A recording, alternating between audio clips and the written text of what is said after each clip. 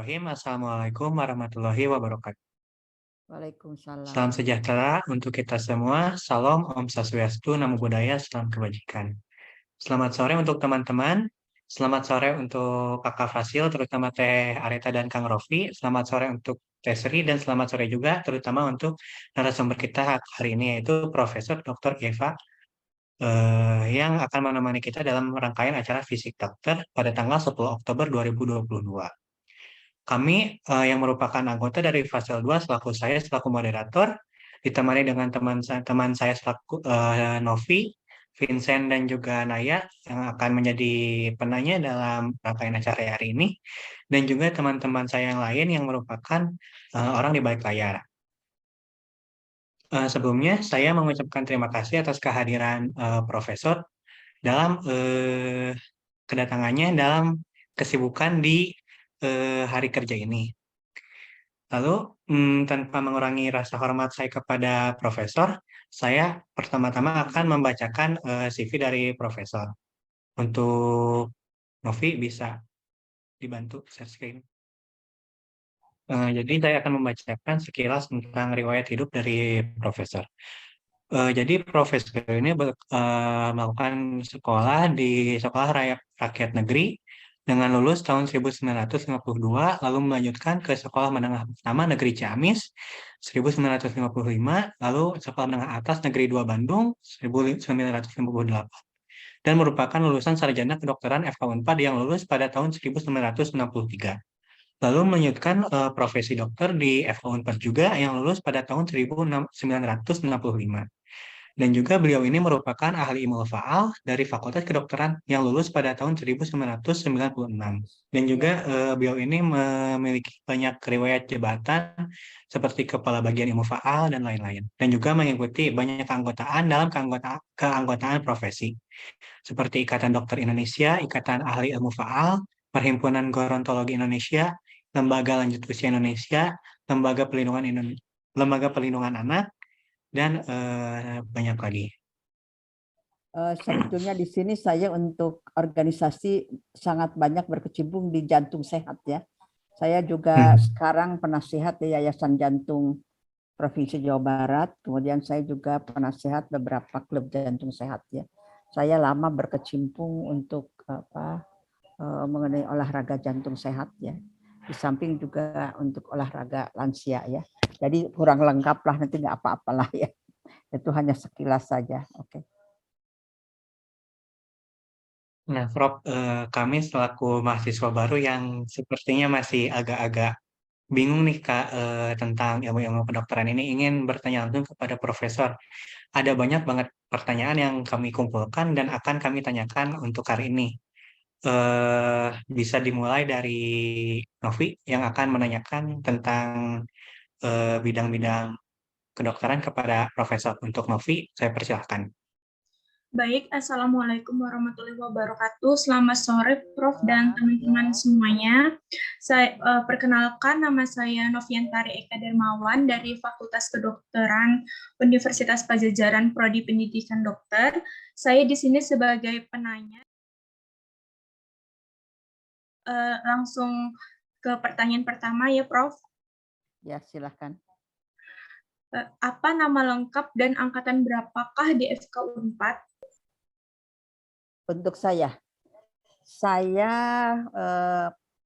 Fakultas Kedokteran itu kan berdiri 1957 ya, bersamaan dengan berdirinya Unpad. Saya tuh angkatan kedua, jadi saya masuk ke Fakultas Kedokteran itu 1958 tanpa testing ya, hanya dilihat rapot kemudian saya diterima ya. Oke. Apa nama lengkap dan angkatan berapakah di FK Unpad, Prof? Pertanyaan yang pertama tadi. Nama lengkap saya sudah selesai tadi ya, Iva Baniasi. Kalau orang tua Baik. saya Ardi Wisastra, tapi Akbar itu nama suami ya. Jadi saya angkatan 58 ya, angkatan kedua ya. Mungkin sekarang sudah banyak yang tidak ada ya. Angkatan pertama, angkatan 57, tapi nanti saya lulus hampir dekat dengan angkatan 57 ya. Oke ya. Baik, Prof. Lanjut ke pertanyaan kedua ya, Prof. Bagaimana cara Prof mengatur waktu? Aduh, mengatur waktu terus terang saja. saya memang sejak itu ya, saya orangnya itu tidak bisa kalau bekerja itu harus sampai tuntas ya. Jadi itu saya kira untuk di kedokteran penting sekali ya, bahwa kita harus mengatur waktu. Itu ada yang kita sebut dengan time management ya. Time management kalau sekarang kita kan membuat law ya, law dari time management yang harus ada buat nanti ya.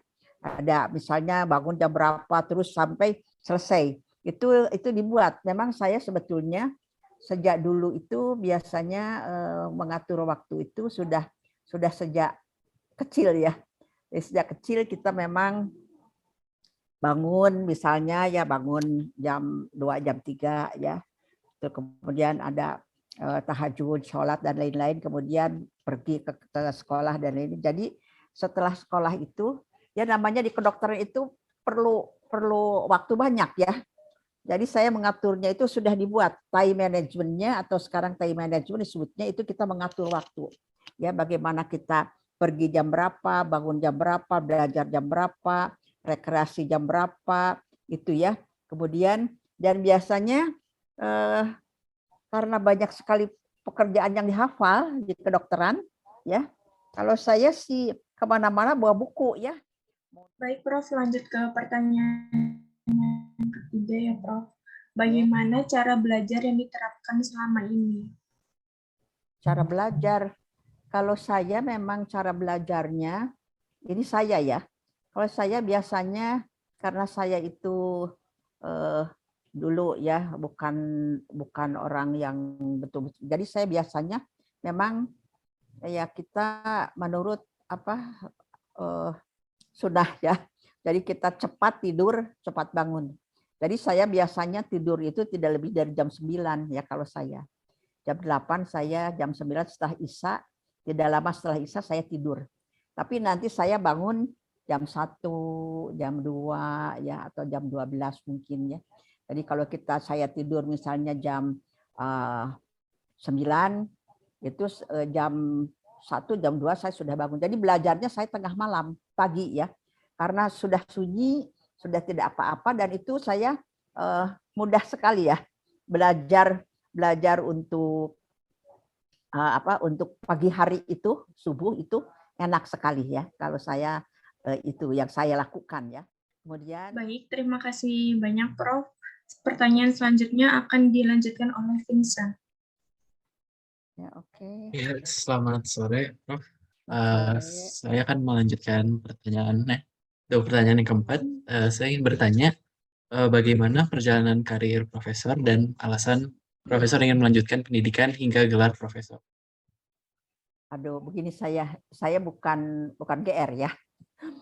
Saya memang dalam perjalanan pendidikan, alhamdulillah dengan manajemen waktu, dengan tadi tidak menunda perkuliahan, saya itu terus terang saja. Saya mendapat waktu lulus saya mendapat sebagai mahasiswa teladan.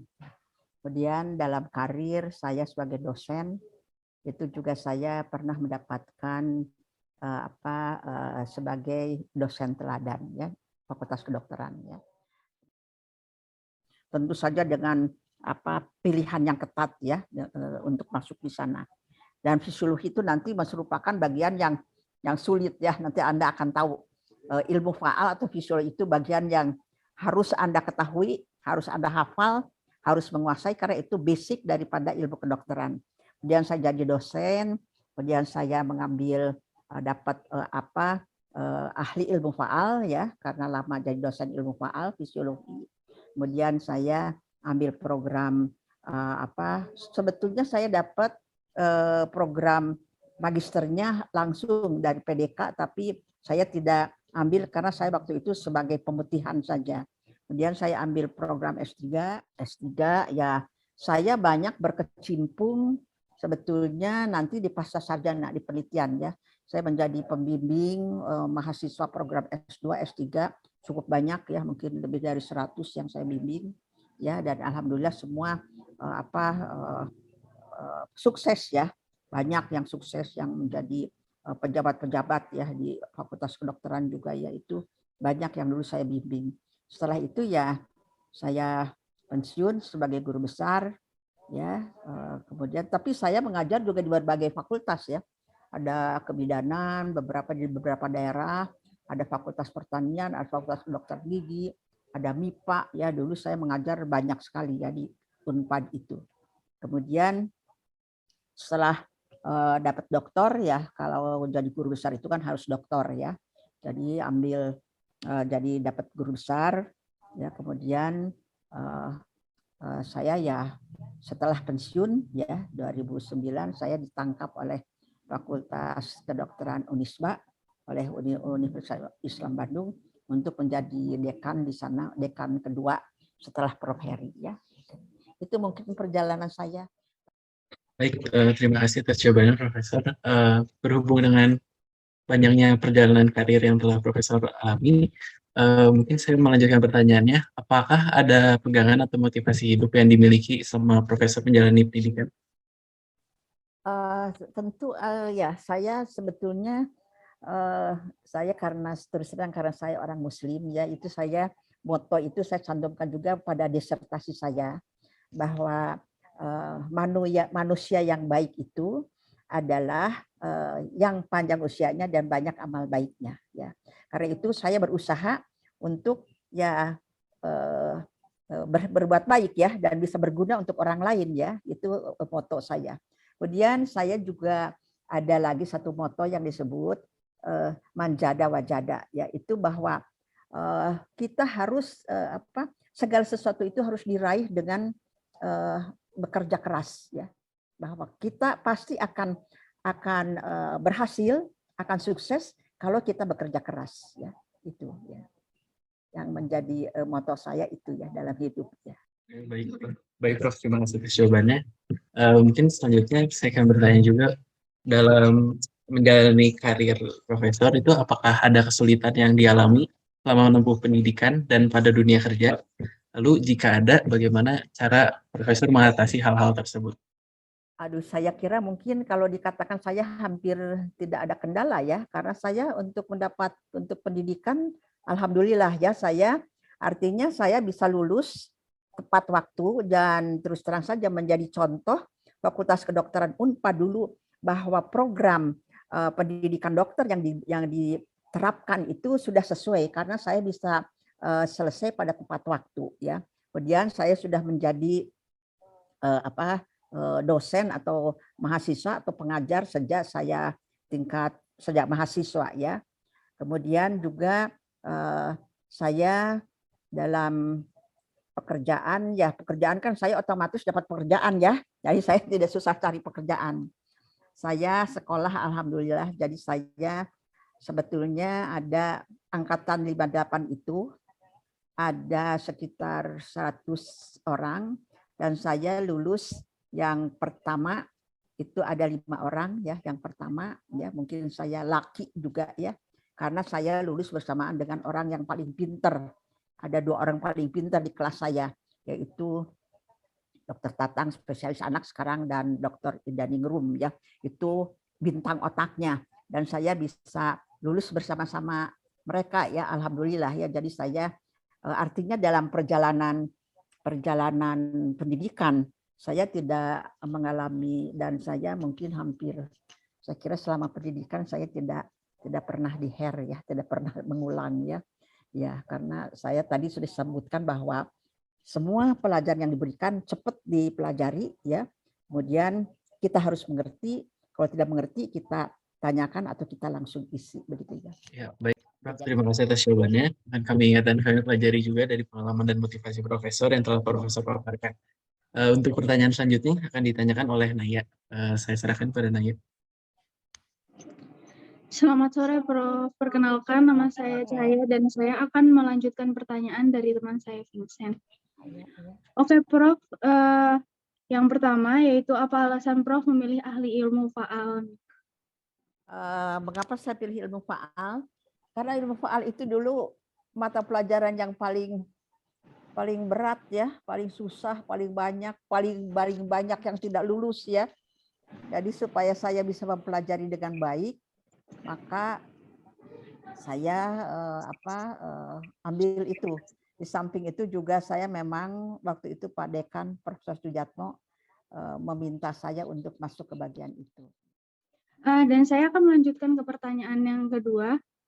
Dari perjalanan Prof tadi, mungkin apa aja sih perbedaan antara S1, S2, dan untuk pendapat gelar profesor itu bagaimana ya, Prof? Sebetulnya saya dari awal saja, dari akhir ya. Untuk mendapatkan profesor itu kan ada kumnya ya. Jadi kita harus pendidikan, penelitian, pengabdian masyarakat, karir-karir tambahan, ya bagaimana kita di masyarakat itu ada nilainya ya. Jadi nilainya itu harus di atas 860 kalau tidak salah ya. Saya mendapatkan nilai kalau tidak salah hampir 1000 ya. Jadi saya dari kum itu dari lama kerja dan lain-lain itu jadi saya setelah doktor dan harus doktor itu jadi guru besar. Tapi waktu yang menurut saya paling berat mungkin ya hampir sama ya, karena kita kalau sudah kita bekerja dengan belajar dengan baik ya, udah biasa ya, memang semuanya juga berat ya, tapi semuanya bisa dilalui begitu ya. Jadi waktu S1 ya paling berat saya kira ya harus belajar saja gitu ya. Ya, nah kalau di S2 saya untuk ahli ilmu faal itu karena saya sudah lama bekerja di bagian faal itu langsung saya diberi ada sekian jam itu langsung diberi ya untuk ahli ilmu faal. Kemudian kalau untuk S3 ya S3 itu saya yang menghadapi itu karena saya tidak resmi mendapatkan program magister, jadi waktu itu ada aturan untuk doktor itu S3 harus magister dulu. Saya ditunda ya, jadi kita ada berapa puluh dari seluruh universitas, sehingga waktu saya jadi agak lama untuk S3 itu. Karena kita akan mengundurkan diri ya, kalau kita tidak boleh dilanjutkan begitu ya, karena ada persyaratan tertentu. Jadi kita ada barangkali 40 orang ya, itu akhirnya baru setelah tertunda 3 tahun, kemudian baru SK keluar boleh bahwa kita boleh. Jadi itulah ya, tapi kalau dalam pendidikan ya memang ya beratnya kalau untuk S3 ya penelitian ya. Saya penelitiannya memang cukup besar ya, ribuan, karena saya mengenai aging ya. Bagaimana proses aging terjadi. Karena itu saya memang dapat penghargaan dari Menteri Dalam Negeri mengenai pengembangan geriatri ya. Dari karena hasil disertasi saya. Oke, Prof. Banyak sekali ya insight-insight baru yang saya dapatkan dan memotivasi saya untuk belajar lebih lanjut lagi. Dan ini mungkin pertanyaan terakhir, Prof. Nah, dari semua apa yang Prof tadi ceritakan, apa ada pesan dari Profesor untuk mahasiswa baru di Fakultas Kedokteran ini untuk menjadi seorang dokter, apalagi untuk menjadi seorang profesor? Ya, saya kira yang penting Anda harus bisa mengatur waktu, ya, time management. Kemudian jangan menunda pekerjaan. Pekerjaan itu misalnya saya menjadi dekan di Fakultas Universitas Islam Bandung itu, saya mungkin pulang selalu paling belakang ya. Semua pegawai udah pulang, dosen sudah pulang, karena saya tidak pernah menunda pekerjaan. Wah, terima kasih Prof atas motivasi-motivasi yang diberikan dan saran-saran yang diberikan. Dan mungkin itu adalah pertanyaan terakhir yang bisa saya tanyakan sebagai penanya. Dan selanjutnya akan dilanjutkan oleh moderator Lutfi. Terima kasih. Baik Prof, karena waktu sudah menunjukkan pukul 17.29, Ya. Tanpa mengurangi rasa hormat saya, izinkan kami memberikan apresiasi sedikit dan dokumentasi sebelum acara ini ditutup. Untuk hitungan mundur ya. 3, 2, 1. Sekali lagi kami ucapkan terima kasih sebesar-besarnya Profesor, dan juga mohon maaf atas segala kendala dan juga telah mengganggu waktunya.